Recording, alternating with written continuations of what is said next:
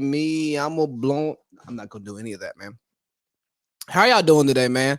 We got us a great show to start the week, man. It's one of my favorite ones. Um, the title of today's episode is gonna be "Bruh, What?" Because there's gonna be a lot of "Bruh, what?" moments in this podcast, and honestly, there's gonna be a whole "Bruh, what?" segment today, and I may just add "Bruh, what?" as a segment on the podcast because each week that I like start looking for topics, a lot of times what I look for is a topic that has me like, bro, what? So that's what we're gonna do. So we're gonna talk about the Manti Te'o doc. We're gonna talk about Deadspin trying to spin the narrative on the national media, Nat getting killed, ended up dead. Sorry, Deadspin. The bro what, which we're gonna talk some Demi Lovato, dating a leader, uh, church folks, some wild stuff at Cal, Berkeley, some off-campus housing. Then we'll close out talking a little politics, some open primaries and Afghanistan.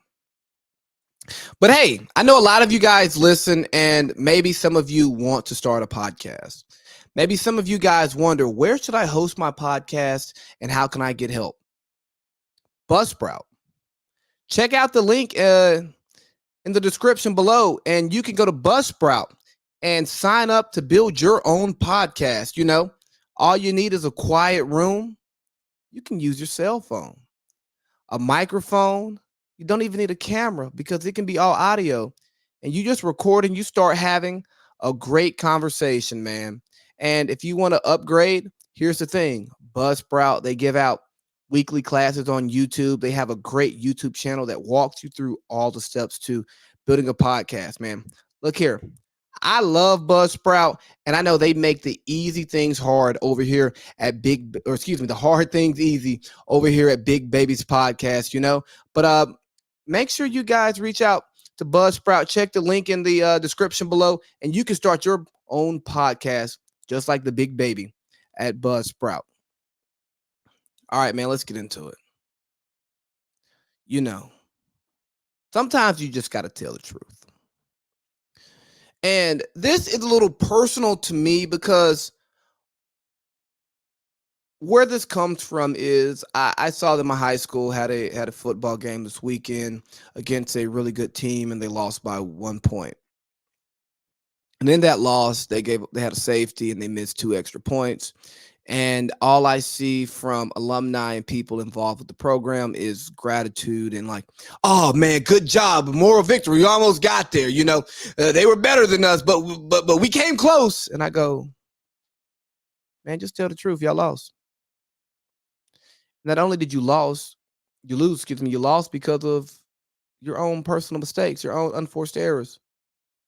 You can't botch a snap. Sorry, center, long snapper. We need a good snap right here. Hey, sorry, kicker, you missed two kicks. There has to be some accountability there. And hopefully there's accountability going on inside that locker room. But on the outside, it's all joy.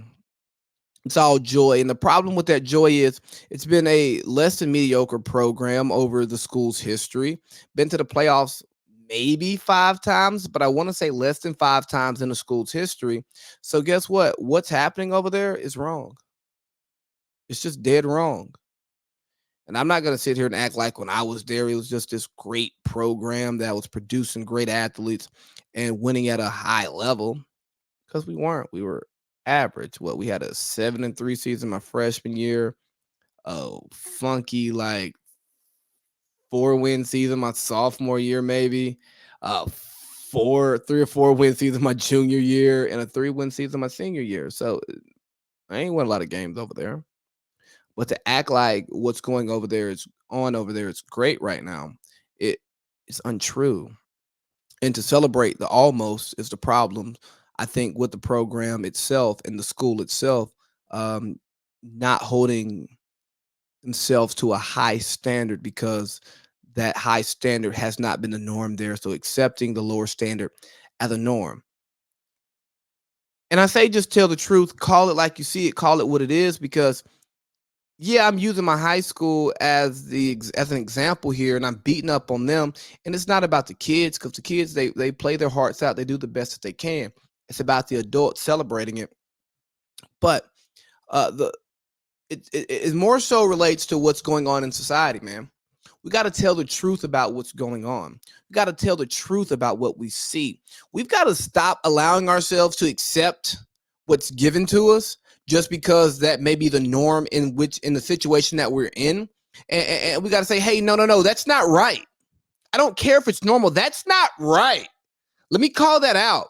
Let's not let Twitter dictate how we feel about things. Let's not let popular culture dictate how we feel about things. Let's not let celebrities tell us how to feel about our lives. Let's not let politicians who are paid off by all the major corporations in the country to tell us how we're supposed to act and feel. No, no, no, no, no. We, the people, are supposed to tell the institutions how we feel and hold those institutions accountable for what they give us and what they don't.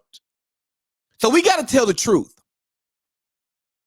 I was watching Bill Maher, and they were talking about how Jamie Foxx just had a movie shelved because some people were afraid of how it would be received. We've seen people get canceled for things that they say, right? We live in a society where people are afraid to voice how they truly feel because they are afraid they're going to be shunned and quote unquote canceled. When all along, we should just tell the truth. Because if we tell the truth, we'll find that many of us are more aligned with what's in our heart than what's on our timelines. If we actually tell the truth, we'll realize all that virtue signaling that's going on out there, bro, that don't appeal to us. Like, all right, cool. That's what you doing over there. I ain't fake mad. Bro, what? What am I mad about? If we actually tell the truth, you'd be shocked. Most of us don't hate each other as much as the gatekeepers tell us we do. And we're not as offended by as many things as Twitter will tell us that we are. We just got to tell the truth.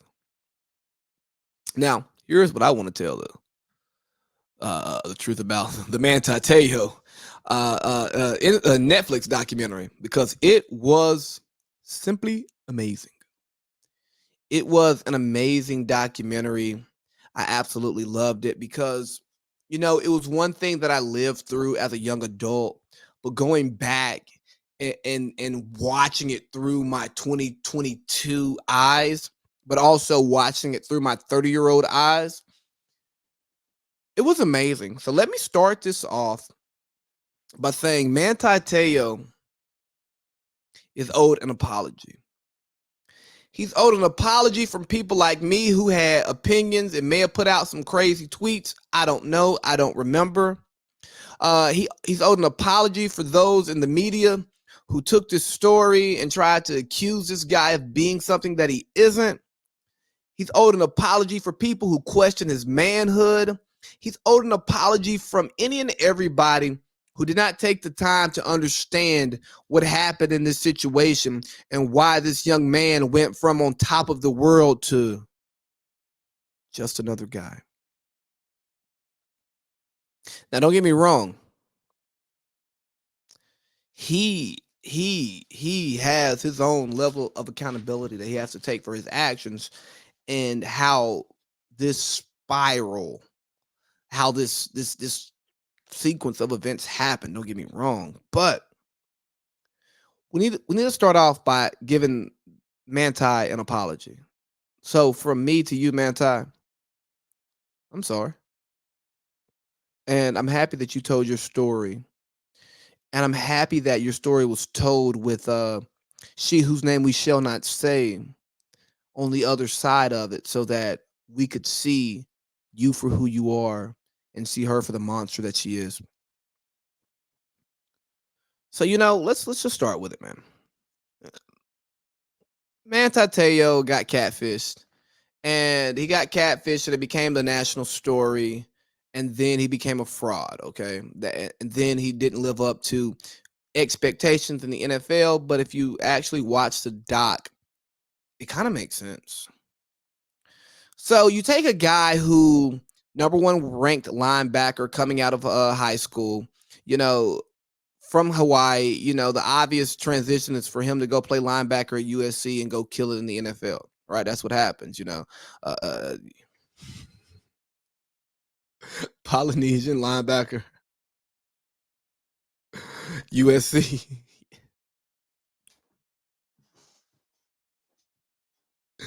That's what happens. He's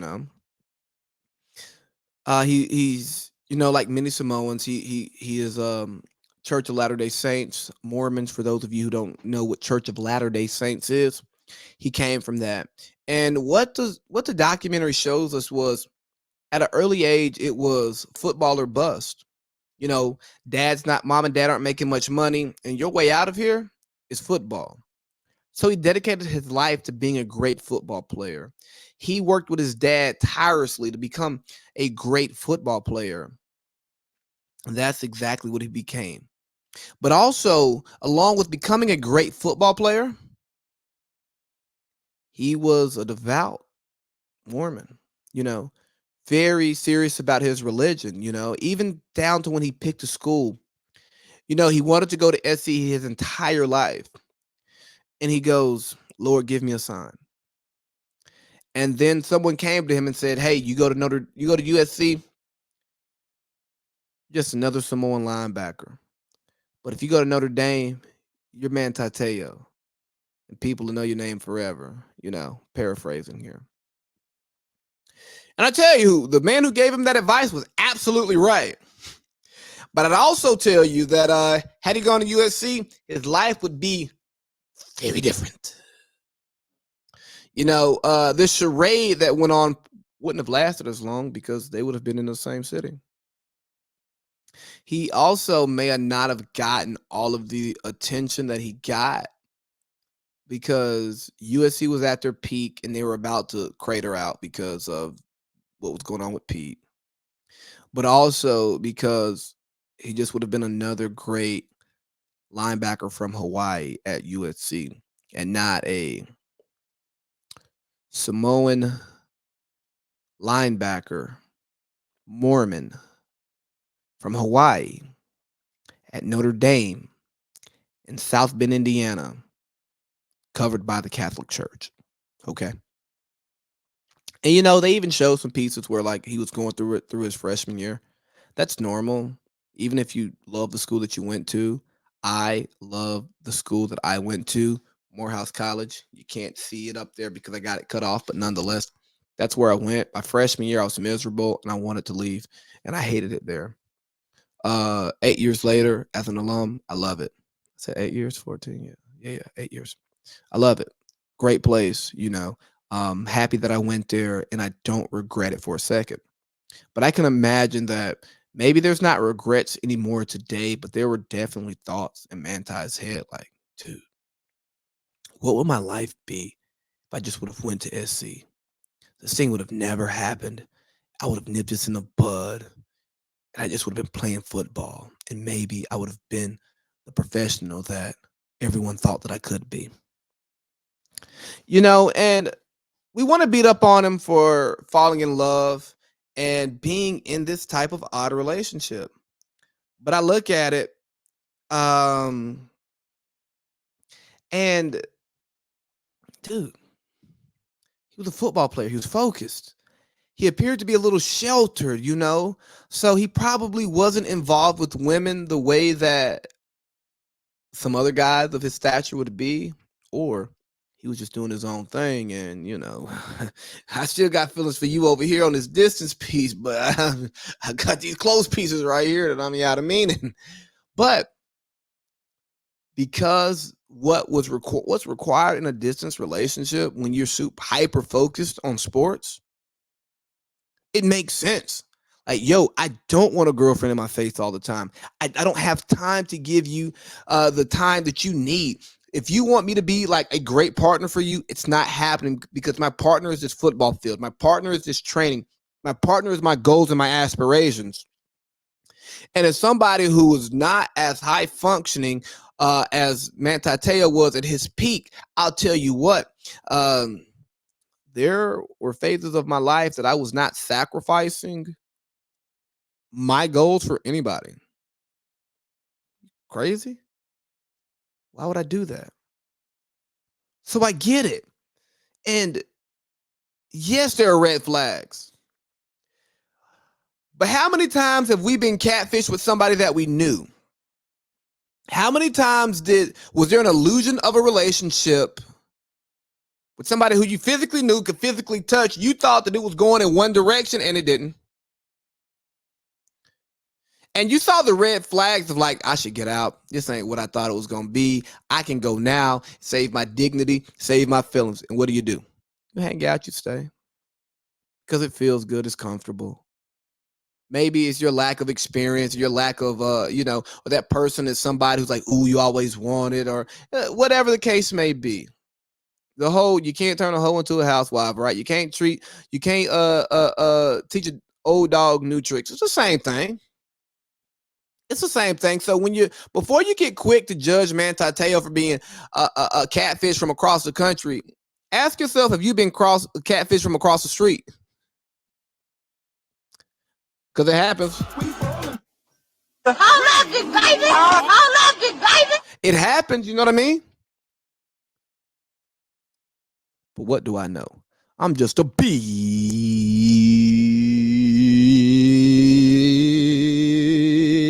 baby, and I'm back.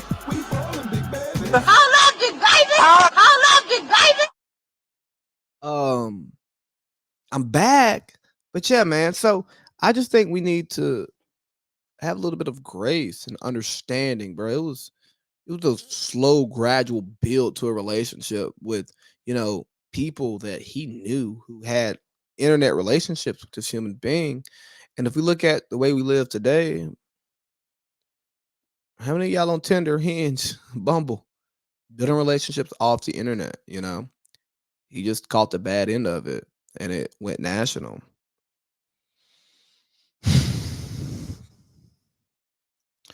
And the sad thing about this is the truth comes out. He's preparing for the draft. He's going through that process. His stock drops. Um, it messes with him. He becomes a meme, a GIF. People are just booing him. He becomes one of the most hated athletes in the world. And I go, bro, why do you hate him? Nothing that he went through and he did affects you. That's why I talk about fans as being fanatics. And I don't like to call them fans anymore because, no, you need to be called for what you are. You're a fanatic. Bro, how stupid is it for you to be bothered by the fact that a dude got catfished and it became a national story? Okay, like, be mad at the media for taking it and running and not actually doing their homework to figure out if this person was real. Like, it's not your fault he's a simp, or it's not your fault that he's not been exposed to devious people in his life. So the first time he got a little bit of clout, a little bit of fame, a little bit of traction, people are all on him, pulling from here and there. And he had this consistent voice before he got super big nationally, just being a cool person who was just preying on him. Like, why are you mad about that? Like, why do you care? Like, why do I even care that you care? We care too much about things that don't matter. We think our thoughts and feelings actually matter. And outside of our close circles, they don't. Like, they don't. Like, I enjoy this podcast because it's fun and it allows me to get stuff off my chest and put out my perspective, and people listen to it. Despite what you might hear on Sneak Dissing on Snapchat, but people listen to it. But guess what? This shit don't matter. It don't matter. We think so much that we do matters. It don't. I was telling the wife the other day, I was like, sometimes you think you matter more than you do. She gave me the, how dare you say that to me? And I go, no, I'm just being honest. I tell the truth.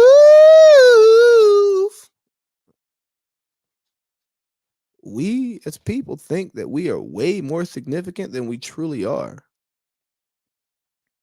And it's kind of sick. It's kind of nasty. But it's the reality that we live in. And like these fans who get upset, like I saw a clip of Michael Rappaport going off on KD on Charlamagne the God show that I'll never watch. And he's just saying all of this stuff's the awfulest superstar I've ever known. This, that, and the blah, blah, blah, blah, blah, blah, blah, blah, blah. Bro, who cares what you think? It doesn't really matter. What does it do? Like, what does it do for KD's life? Nothing. What does it do for your life? What does it change for what happens on the game? Huh? Yeah, it doesn't. Okay, yeah. Keep it moving. Keep it moving. Keep it moving. Keep it moving, huh?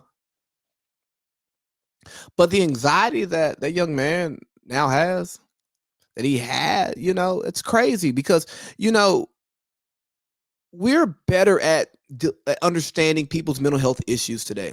We're better at putting words to feelings. And the fact that this guy goes from a free-flowing football player, that's what he's dedicated his life to, but then some creep decides to invade his life and he's not properly equipped to deal with that. And now he can't even do what he loves the way he wants to. Like, just imagine something that's so natural to you. Something that's so natural to you. Now you got to think about how to do it. And think about how that makes you feel. Not only are you thinking about doing something that comes natural, you're thinking about the fact that you got to think about doing something that comes natural to you. So then you just psych yourself out even more. It's like, bro, why am I even thinking about this? This is supposed to be easy. I see guard pull field right there. It's like, hold on, the guard's pulling. Should I field there or do I need a slow play? Oh, God, I missed the tackle. But that's what happens. And that's why I say adversity is very important for young people early. Why?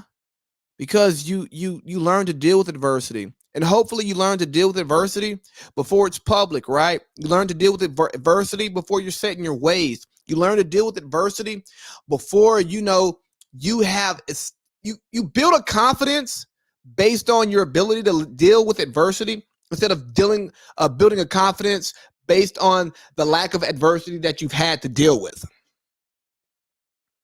Because when you build that confidence based on the adversity that you've actually dealt with, bro, you don't even be worried about stuff like that. Like you don't be worried about as much stuff because you go, oh, I've been through this. I've done that. This doesn't really matter. You know what I mean? You have a different level of confidence. But when you build a certain confidence from a lack of adversity, when you actually deal with adversity, you tend to crumble. Spoken from experience. I've been on both sides of it. And I understand that, hey, man, you're confident until you ain't. And when you ain't and you start thinking, you don't act. And when you don't act, nothing gets done. And when nothing gets done, next. And the people making decisions don't give a damn about the why, even if the why makes perfect sense. And that's unfortunate for Manti Te'o because the why makes so much sense, but we find out about it almost 10 years later when his football career is over. And it's just a sad story. And I hope everybody goes and watches it and it opens your eyes to an unfortunate happening to what seems to be a great human being. But I will say he was simping. He was simping. But with his simping, he was dealing with at that time a man, but now a lady with some pimping. Some pimping. I mean, sick, twisted, manipulative, no remorse. Yeah, it was disgusting. I don't even want to say her name. She whose name we shall not say. Talked about how she would reach out to different people, build these relationships, then dead them. Once it came to like, hey, bro, I got to see you. Dead them. But Manti was different. Manti was the one.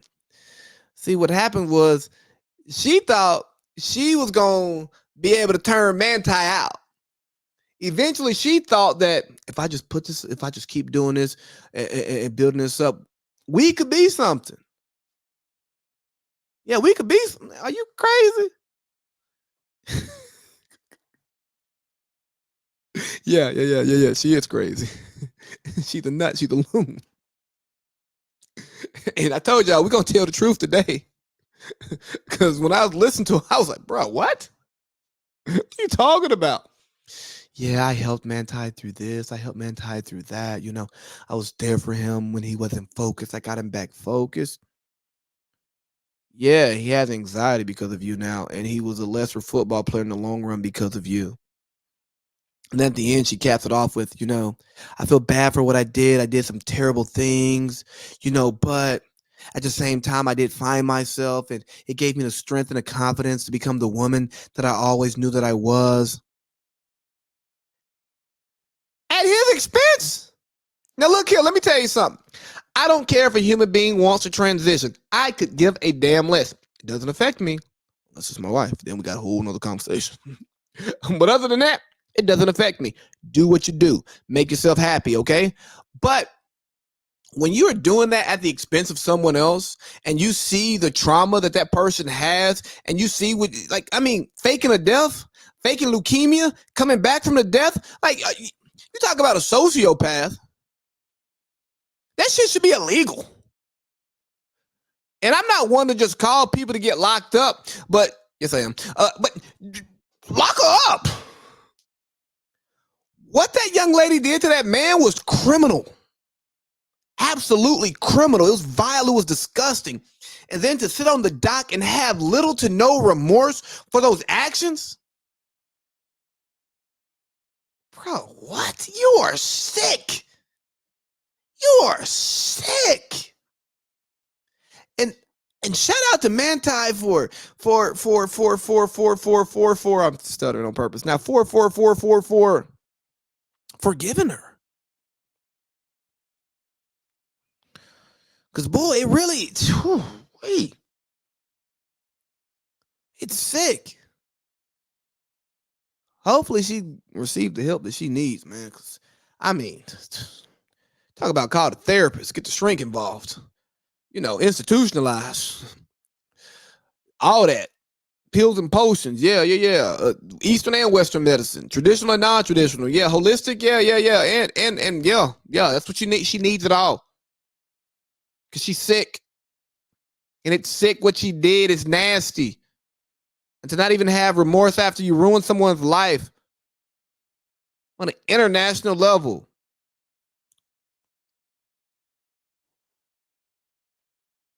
You're fired. You're fired. You're fired. You're fired. You're fired. Now, the way it all came out was through Deadspin. And Deadspin tried to spin the narrative, but that died. Got to tell the truth, right? Got to tell the truth. Deadspin it puts out the article claiming that Manti's dead girlfriend is a fraud. And the point of the article, they say, was to expose the media for not fact checking. Well, let me tell you something. When you try to expose the media to the media, you ain't gonna get the results you want. That's like telling an Instagram baddie to take a picture without a filter. That's like telling one of these baddies to go out with no makeup on. That's like trying to tell one of these baddies that they don't need a BBL, a tummy tuck, and some new boobs. That's like telling one of these baddies that they ain't got to put no eyelashes on. That's like telling one of these baddies that they ain't got to get their hair done. That's like telling one of these baddies they ain't got to get their feet done. That's like telling one of these baddies that they got to pay for their meal. Why would you tell somebody to do something that's going to hurt them? Oh. Because all the media did was, right? They took the narrative, they took the story, and they go, oh, Manti's a fraud. Nah, we're frauds because we kept reporting news that we didn't verify and fact check. Worldwide leader, Sports Illustrated, God forbid our esteemed media personalities don't do their work. I've been telling y'all these false gods, these idols that y'all worship, they don't do the work. Not enough time in the day. They're doing too much other stuff to actually do the work. Oh, the work. They want to break the story instead of making sure that the story don't break, you know? That's what's happening out here. And that's what Deadspin went to do, tried to do. And I don't blame them. I just wish it would have gotten the attention that it deserved, because you got the media out here saying, well, is he complicit in this? Was his family complicit? Where's Notre Dame? Is he gay? Oh, bro, you got catfish. And if he was gay, who cares? Like, I understand you want to know if he's complicit because he got Heisman votes, all of that stuff as a defensive player. Became this national story, but you would know the details of this if you would have just done the homework. If you would have just typed in the girl's names and looked for a death certificate or reached out to see where she was buried at. Oh my God, not basic journalism work. Oh God, not basic research. But no, unfortunately, no one really got the Deadspin side of it because the story was so salacious that everybody ran with the story and they pivoted, and they just spun the narrative out of whack. But what do you expect? It's the media. All right, man. Let's get the bro up. All right, let me pull out Instagram because I think bro what? It's gonna be a funny segment today. Or if it's not funny for y'all, it's funny for me. And that's how this podcast works. Like if I find it funny, then it's funny. And if you don't find it funny, drop a comment. Let me know so that I can make things funny for you. So first one, Demi Lovato. She just is the gift that keeps on giving, the dunce that keeps on dumbing. Here we go. I had a lot of survivor's guilt after my overdose. And because there was, right after that, Mac Miller died. And it just put everything into perspective for me of like that could have been you, that almost was you. And how are you going to live your life now? And it was really, it affected. All right, man. Cameron said this. Niggas die every day, B. And I don't say that to be insensitive. I say that people die daily. And when it's your time, unfortunately, it's your time. And a lot of us on earth may not agree with that. But nonetheless, I'm a Christian. I believe in God. So I believe that God does not make mistakes, even when he makes decisions or allows things to happen that I don't agree with. But for you to have survivor's guilt because somebody who's also famous that you may have known, like, died from not just an OD, because it's not your typical OD. His drugs were laced with fentanyl. And that's something that was out of his control. Not even about the amount that he used, but the fact that it was laced with fentanyl. And you feel bad about living because of that. Why don't you be happy about the fact that you've changed your life around, you're clean, and you're moving forward? I understand being sorry that you lost somebody, but Demi, you're in the you speak so much, and I don't even know if you still make music or do anything else productive besides just get out here and say clout chasey like things, bro. What are you talking about? Like, what are you talking about? Stop it! Stop it! The clout ain't that serious. Another thing, when you meet his friend group and he not the leader, less than. Man, what are y'all talking, bro? What?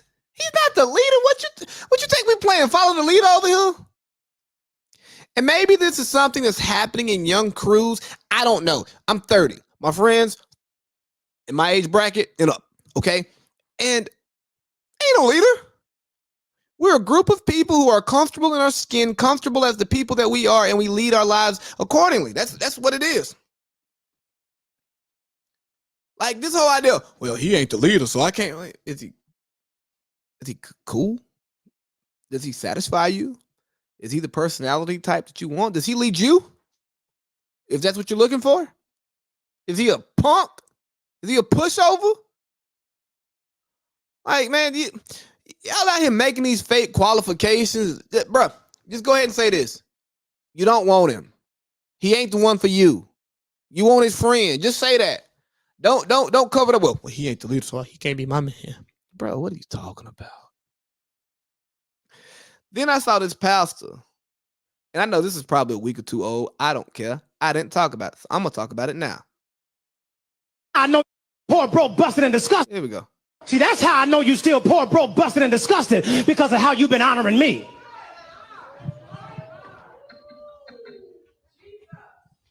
I'm not worth your McDonald's money. Come on. Come on. I'm not worth your Red Lobster money. I ain't worth your St. John Nick. Y'all can't afford it no how. I ain't worth y'all Louis Vuitton.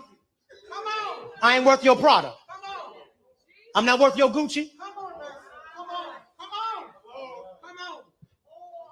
Mother, I'm saying this, and I promise you, Deacon Ian, it's not with respect of want. I'm saying it because I want you to understand just what God is saying. I even found out that Movado. Is that a panhandling preacher? A panhandling preacher. Now you supposed the Bible say you're supposed to give your 10%. Now I give them what I give them because I don't trust them because of people like him, the panhandling preacher over here telling folks that I'm not worth your this. I'm broke, busting. But man, how you gonna call me broke and ask for my money, bro? What are you talking about? Like how can you call me broke, but you begging for my money? I'm not worth your this. No. Well, obviously not because you ain't getting it. And maybe you should focus less on what the people are giving you and you give them what they need, right? Because you're supposed to be guiding them towards eternal life. I'm so tired of you church folks. I'm so sick and tired of you church folks using God as an excuse to be a piece of shit. You know what? Step away from the church. Own who you are and leave the church out of this. Leave God out of this. Because the problem is that you turn people like me who grew up in the church to somebody who don't want to go back in the church. It ain't got nothing to do with God. It's all about your church folks. It's all about your church folks. And man, it gets exhausting just being up there, sitting around y'all church folks. Just y'all turn your church nose up at folks who don't live the life that you live because they choose different sins. Okay.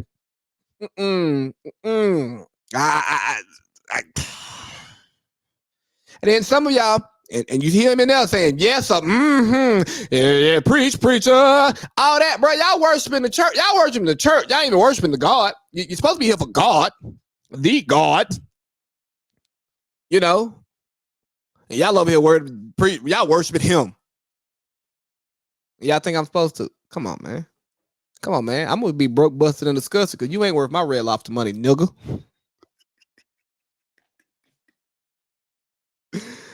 Next, man, I saw this post. It was a post of Quavo next to Jeff Bezos, and it was like, you should strive to be rich, not look rich.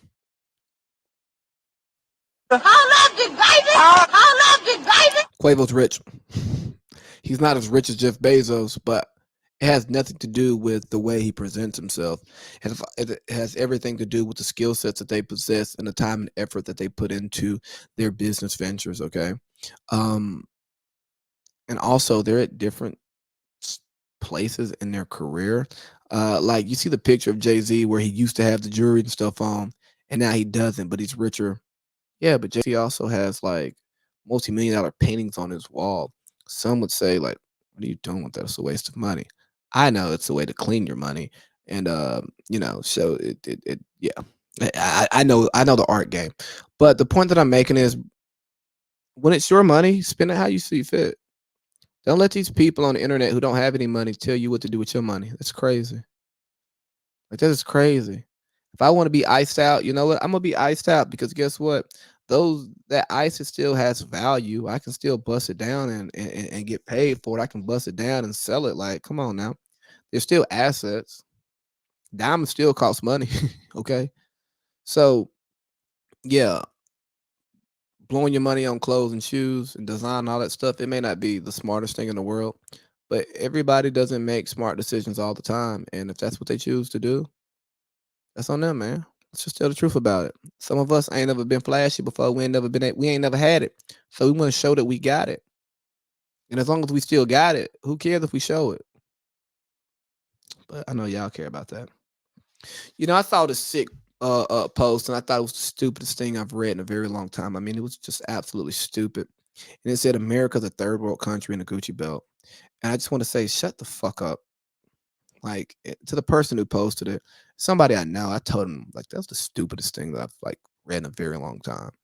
And people who believe that America's a third world country in a Gucci belt, you're stupid. Now, are there issues in America? Yes. Is there some corruption here? Yes, sure. Is there propaganda here? Yeah, yes, sure. But the life that you get to live, especially some of these people I see, these college graduates with these adult jobs who still get to live at home with their parents. So they get to pocket a lot of money and vacations. They get to go 3 or 4 a year. I go, hold on, you calling this a third world country? Go check and see how they treating women in Afghanistan right now. Go check and see how they've been treating women in Saudi Arabia. You understand what I'm saying? Like, go see what happens in like a real deal third world country where the crime bosses actually run it. Here in America, we feel like they run it, but it's a little different when they actually run it. When the police come, they go, oh, and the police turn away. You know what I mean? Like, imagine not being able to go to school. Imagine not being able to get a job. Imagine, being subject to sexual assault, rape, and there's no steps to getting it resolved. I ain't gonna sit here and say it's perfect now. It's not perfect. A lot of men get away with a lot of creepy stuff, but there is a process in place where you have a chance. Imagine not having a chance. Imagine not knowing where your next meal is coming from. Imagine not knowing the means to, again, imagine not having a chance.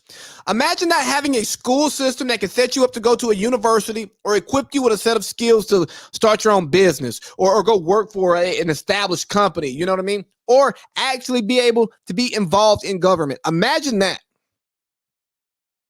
Imagine not having a free internet, which is getting less and less free with the way the algorithms are working. But imagine not being able to get on the internet and post what you want to post and find what you want to find. Imagine that not being there. Do we have our flaws? Hell yes. But to call us a third world country, man, bro, what are you talking about? Shut up. That's just so dismissive of those who are in third world countries or those who have risen from third world countries. Sorry, it hits home. Shut up. Kanye, why you putting your Gap clothes in trash bags, bro? Bro, what are you doing? Into the Catholic Church. Y'all gonna investigate these nuns who got pregnant over in Africa. But y'all won't investigate these boys and these priests and what they're doing to them, huh? Yeah. You investigate the women who I'm pretty sure had consensual sex and they just got caught by getting pregnant. But you're not doing anything about your priest problem and the way they touch little boys and take advantage of little boys and they have sex with little boys against their own will. What's wrong with y'all church folks, man? Y'all worried about the wrong thing. And lastly, this lab, bro, what? I saw this like as I was prepping for the show. UC Berkeley off-campus student housing bans white people from common areas. I mean, it's off-campus housing. They can do whatever they want because they're not associated with the school. It's a private business. I know that gets fishy sometimes, but let's read. POC House Guest Rules. House members and rules should always be respected by all guests. Make sure your guests understand our house values and uphold the theme of the house as you're responsible for their behavior. Many people of color, many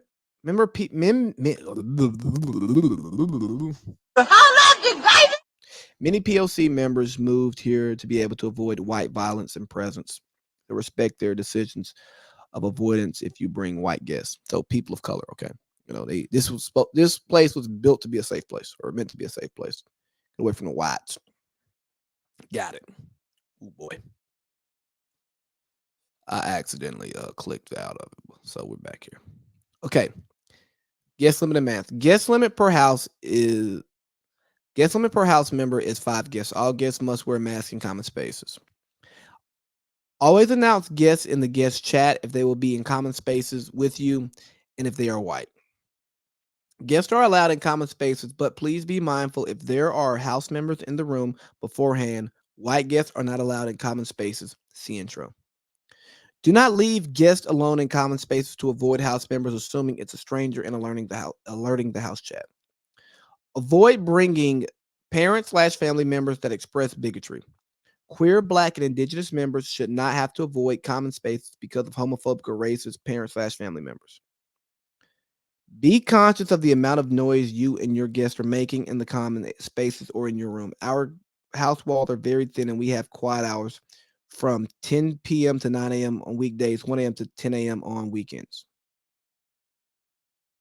Let's just go ahead. Well, let me tell you, I don't even want to hear anybody else's commentary on that because that is a bunch of racist bullshit. Everything that safe space is trying to create, bro, what? You're not a safe space anymore.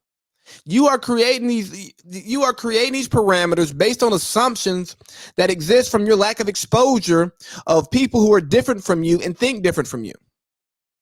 Now, this idea that we always have to put our beliefs on our chest. I walk around like I got an S on my chest. Yeah. The thing about Superman was, right, Clark Kent went to work every day and he wore a suit. And he had his Superman suit up under his suit, which is where most of our beliefs should lie, underneath our suit. Because we should be able to function as a people, go out, have a conversation, hang out in a common area. For God's sake, who can't hang out in a common area without having a conversation about their personal beliefs?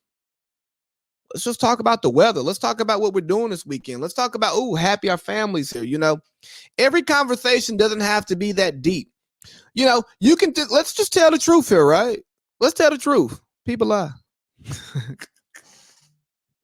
Let's tell the truth.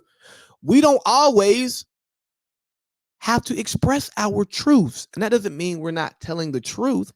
It means that I don't have to give my political thoughts on this. I don't have to give my thoughts on the LGBTQ plus community. I don't have to give my thoughts on race relations, right? I don't have to give my thoughts on male-female dynamics in this country right now. I don't have to do that.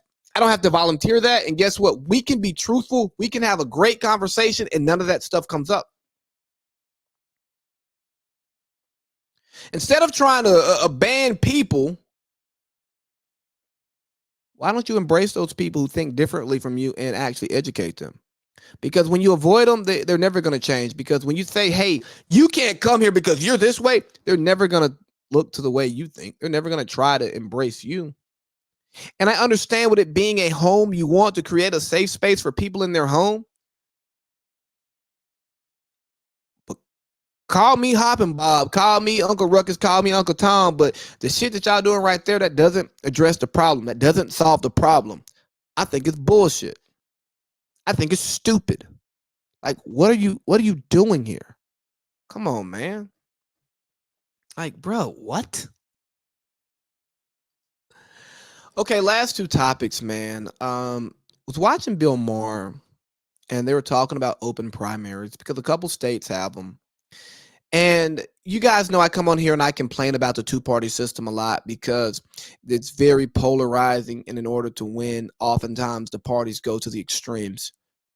But maybe open primaries is a way that the two-party system gets awakened.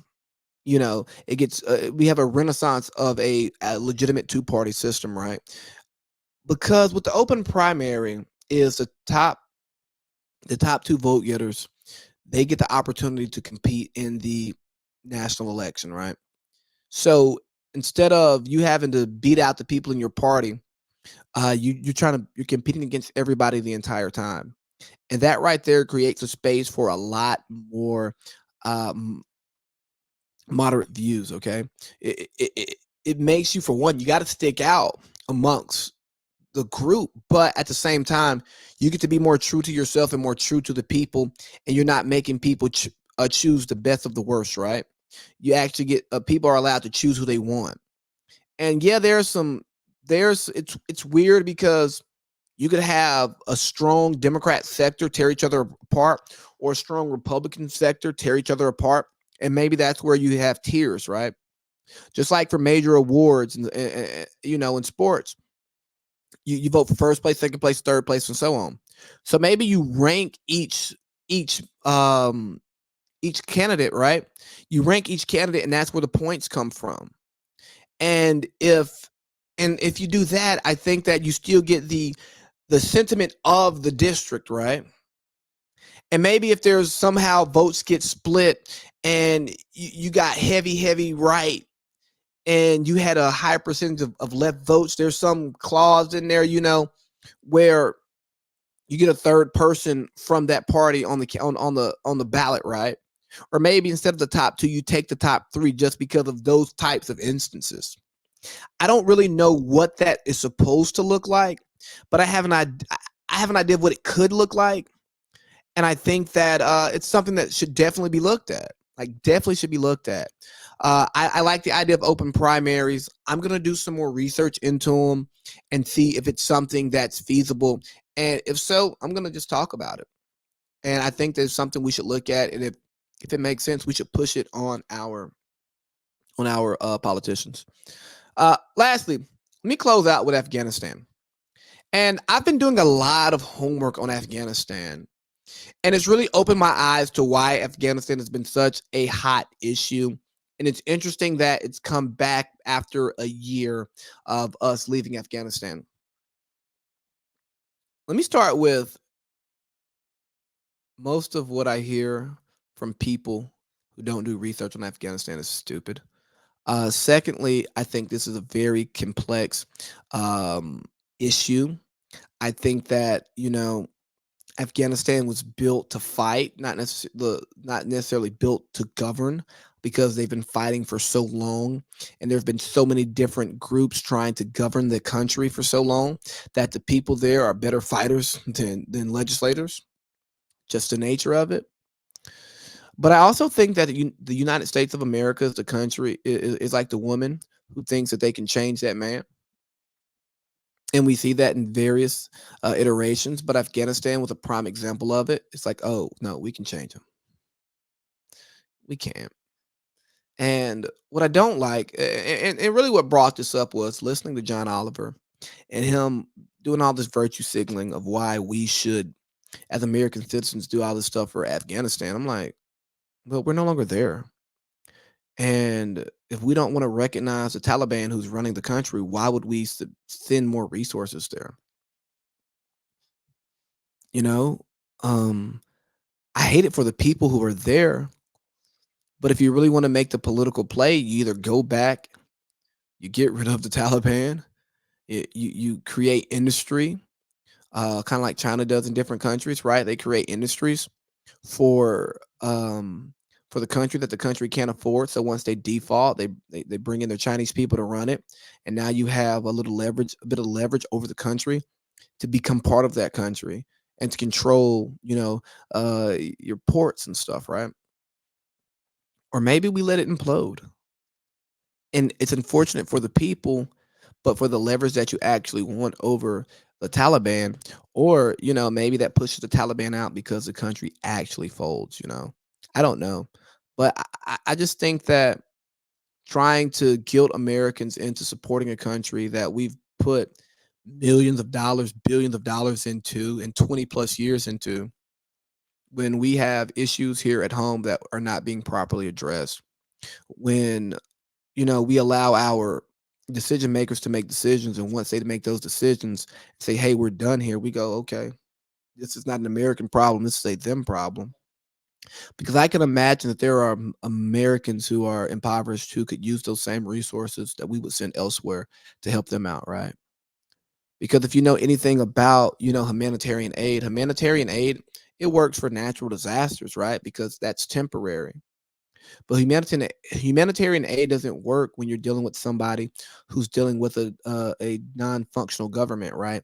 A government who's not taking care of the people. It's not going to work because it's not sustainable.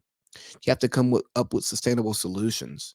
And if there's no long-term sustainable solution, all we're going to do is we're going to provide some humanitarian aid that may or may not get to the people. You don't know. So I say that to say that, man, Afghanistan is super complex. It's super interesting. And I find it interesting that we pick and choose, the groups and countries that we like to talk bad about their human rights, right? We denounce the way that Saudi Arabia treats their people, but we still do business with them, right? We denounce, the way that China treats their people and Taiwan and all of that stuff. But then Nancy Pelosi gets shunned for going to Taiwan, and LeBron has to tell Daryl Morey he doesn't know what he's talking about when it comes to the NBA and all of that stuff, right? So take all of that stuff, take all of that into consideration, man. Please take that into consideration when you're thinking about your foreign policy views. And let's not just virtue signal, man. Let's give real analysis. Let's educate our people, and let's allow our people to make the decisions that are best for them and not try to push them to make a decision. Provide information. You don't always have to have a slant to it, okay? Hope you all enjoyed this podcast, man. It was great. Hey, you're gonna hear more ads on the podcast now because, yeah, bro, it is what it is. Y'all know why I'm here.